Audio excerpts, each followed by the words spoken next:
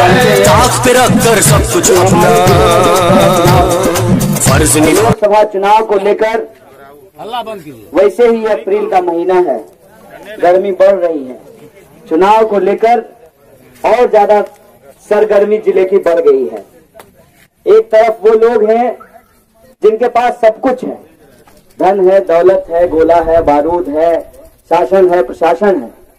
दूसरी तरफ आप और हम हैं, जनसाधारण, आम आवाम हूँ। बेगूसराय में लड़ाई बिल्कुल सीधी हो गई है। एक तरफ वो हैं जिनके पास धन और गन है, दूसरी तरफ हम लोग हैं जिनके पास तन है और मन है। इस धन और गन की लड़ाई में हम समझते हैं तन और मन वाले लोग जीतेंगे।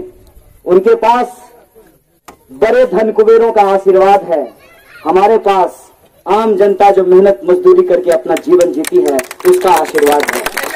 और हम समझते हैं कि हम इतिहास के सही और खड़े हैं, इसीलिए हमारी अवश्यम भावी विजय को देखते हुए इस रथ को रोकने का बार बार प्रयास किया जा रहा है।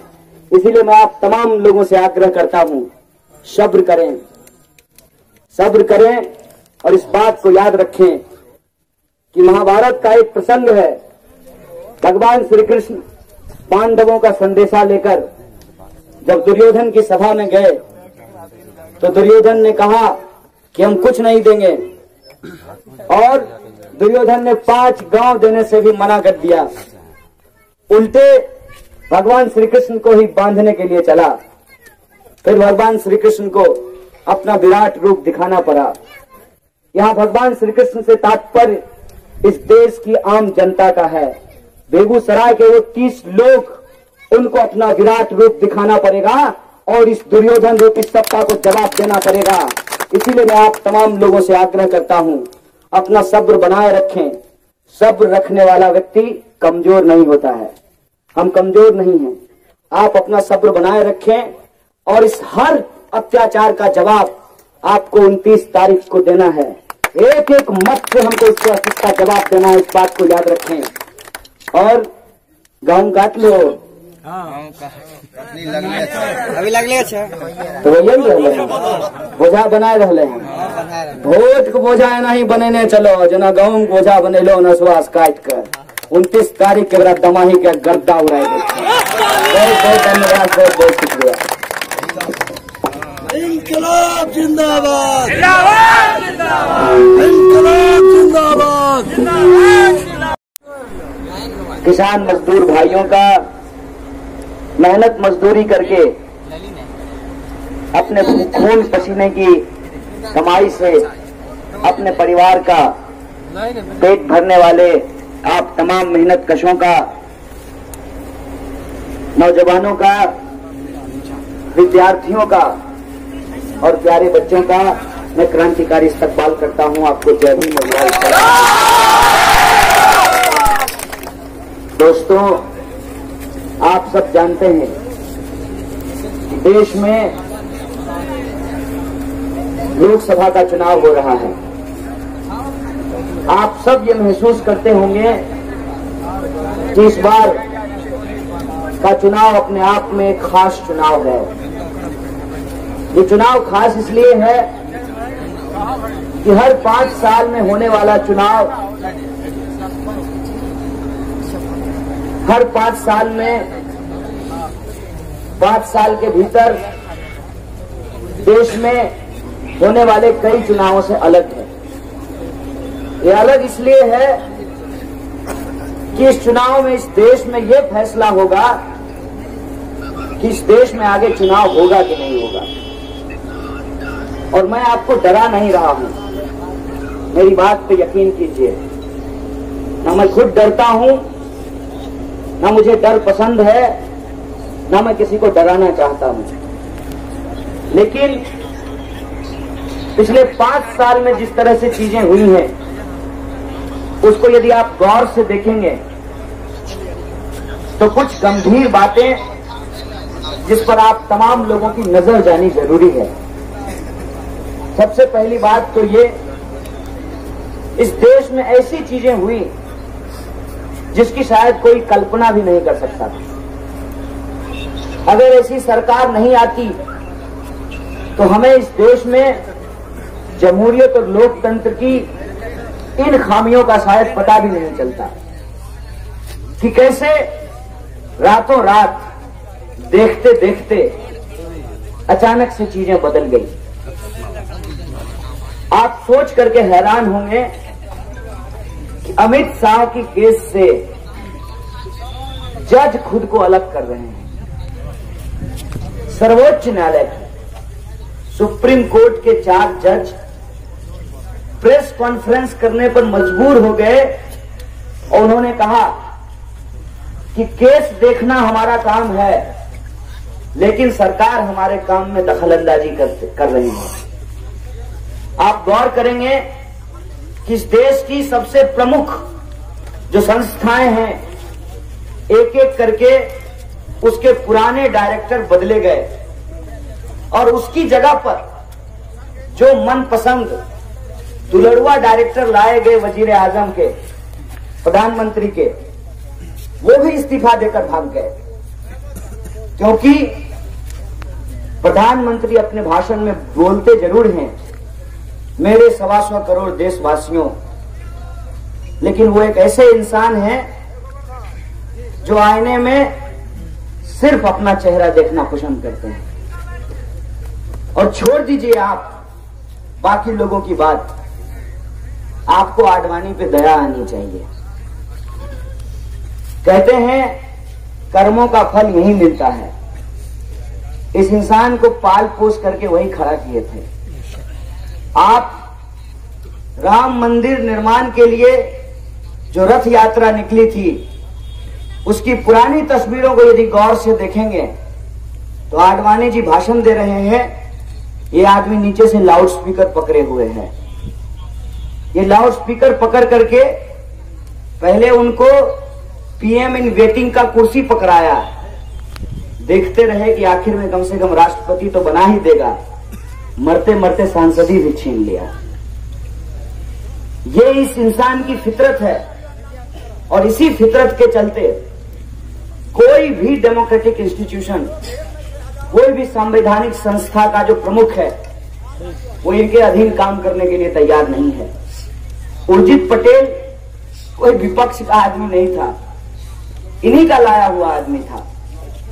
नोटबंदी के भयानक फैसले के बाद जो देश में आर्थिक तंगी पैदा हुई, उस आर्थिक तंगी के चलते सरकार ने आरबीआई को जबरदस्ती कहा कि मुझे जो रिजर्व पैसा है उस रिजर्व रुपया को निकाल कर दो। उर्जित पटेल ने कहा कि ये काम हमसे नहीं होगा। कहा नहीं होगा तो इस्तीफा देकर जाओ। एक एक कर मोदी जी की जो नोटबंदी से ठीक पहले रात में जो इनका रिकॉर्डेड भाषण चला था, वो भाषण रिकॉर्डेड था, उसको लाइव बोल करके चलाया गया। और इसका विरोध जब आकाशवाणी के डायरेक्टर ने किया तो उस आदमी को इस्तीफा देना पड़ा। ये सब बात मैं आपको इसलिए नहीं कह रहा हूं कि आप डर जाइए, ये सब बात मैं आपको इसलिए कह रहा हूं कि आप तैयार हो जाइए, क्योंकि आपके कंधे पे एक बड़ी लड़ाई की जिम्मेवारी है। इस बात को आप आप अपने मंसूबे को बना लीजिए, और जब आप अपना मंसूबा बना लेंगे तब आप इस साजिश को बहुत आसानी से पहचानना शुरू कर देंगे। एक बात आप मुझे बताइए कि किसकी बदौलत, किसकी हिम्मत से अमित शाह कहते हैं कि हम 50 साल राज करेंगे। लोकतंत्र में गिरिराज को भेजे हैं, बेचारा मुंह लटका करके रौदा में जो तालियां हाथ जोड़ करके घूम रहे हैं। जमहूरियत में ये कॉन्फिडेंस कहां से आया है और कैसे आया है, इस बात पे आपको गौर करना पड़ेगा। कैसे उनके ही सांसद साक्षी महाराज ने कहा कि 2019 का चुनाव इस देश में आखिरी चुनाव है। ये कोई कांग्रेस का आदमी तो नहीं बोला है, ये कोई सीपीआई का आदमी तो नहीं बोला है, ये कन्हैया कुमार तो नहीं बोला है, ये तो बीजेपी का सांसद बोला है। क्यों बोला है? और बीजेपी के एक और नेता हैं कर्नाटका के, जिन्होंने अपने एक इंटरव्यू में बोलते बोलते बोल दिया कि हमारा उद्देश्य अच्छा दिन लाना नहीं है, हमारा उद्देश्य इस देश में संविधान को बदलना है। इसमें आपको कोई दो राय है क्या कि इनको इस देश के संविधान में भरोसा नहीं है? अगर इनको इस देश के संविधान में भरोसा होता तो खुलेआम अभी चुनाव हो रहा है, ये चुनाव आयोग की धज्जियां उड़ा रहे होते। चुनाव आयोग ने साफ साफ कहा, प्रधानमंत्री की जुमलेबाजी से तंग आकर चुनाव आयोग को अपना चेहरा बचाने के लिए, अपनी साख बचाने के लिए, नौकरी तो आखिर नौकरी होती है ना, क्या पता कब सरकार बदल जाए और चुनाव आयोग के डायरेक्टर को जवाब देना पड़े। चुनाव आयोग ने एक नोटिस भेजा प्रधानमंत्री को कि आप अपने भाषणों में सेना का नाम नहीं लेंगे। इस आदमी ने नाम लेना बंद किया। इन तमाम चीजों को जब आप गौर से देखेंगे तब आपको पता चलेगा कि ना इनको संविधान में भरोसा है, ना इनको लोकतंत्र में भरोसा है, ना इस देश की संवैधानिक संस्थाओं में भरोसा है। आखिर ये चुनाव जीतकर आए हैं क्यों? इनको करना क्या है? इनको करना यह है कि इस देश के जो मुट्ठी भर गिने चुने खरबपति लोग हैं उनका दरबानी करना है, जनता का पैसा लूट करके चोरों की जेब भरनी है और चोरों को विदेश यात्रा करानी है। वाह और वही जो धन कुबेर हैं उनके पैसे का इस्तेमाल झूठ की ऐसी माला जपवानी है और उस झूठ की माला को जपने की आदत टीवी ने हमको कई वर्षों में सिखा दिया। जैसे फेयर एंड लवली लगाने से मुंह गोरा होता है, ये तो हम टीवी पे देखते हैं और टीवी पे देख करके फेयर एंड लवली खरीदते भी हैं, चाहे मुंह गोरा हो या ना हो, लेकिन हम तो खरीदते हैं। जब हम दुकान पे जाते हैं तो डिटर्जेंट थोड़ी मांगते हैं, कहते हैं सर्फ दे दीजिए, ये तो नहीं कहते हैं कि डिटर्जेंट दे दीजिए। हम जब दुकान पे जाते हैं तो हम ये नहीं कहते कि हमको पैरासीटामोल दे दीजिए, हम कहते हैं क्रोसिन दे दीजिए। जब फोटो स्टेट की दुकान पे हम जाते हैं तो ये तो हम नहीं कहते हैं कि फोटो स्टेट कर दीजिए, हम कहते हैं जिरोक्स कर दीजिए। ये मैं सारे उदाहरण आपको इसलिए दे रहा हूं, जब एक बात दिन रात आपके सामने बोली जाएगी कि मोदी जी बहुत अच्छा आदमी है, मोदी जी बहुत अच्छा आदमी है, तो लोगों ने धीरे धीरे मान लिया कि मोदी जी बहुत अच्छा आदमी, और उसका असर बेगूसराय में भी देखने को मिल रहा है। उसका असर इस रूप में देखने को मिल रहा है कि मोदी जी क्या अच्छा किए हैं। इस सवाल का जवाब किसी के पास नहीं है, लेकिन बस बोले जा रहे हैं उस तोते की तरह।